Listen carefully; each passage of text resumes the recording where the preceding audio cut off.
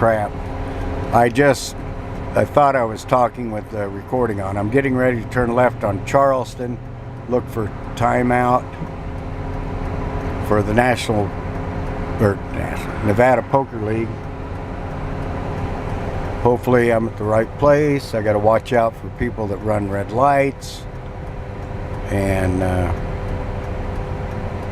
have to be super careful.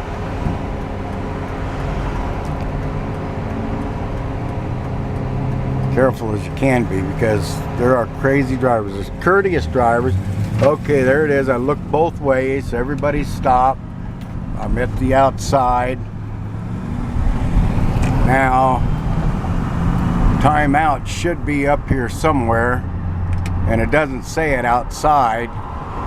So I just have to remember that it's here, and there it is. Oh, my memory served me well. There's timeout. I don't know if you can see it or not, but I'm turning in, and look at that. I got a good parking spot too. And there it is. Timeout, Sports Bar and Grill, and that's where the Nevada Poker League's gonna be. And somebody's stopping because I moved up too far. Now, I'm not gonna go in there and record now because maybe they won't appreciate it, but someday I will.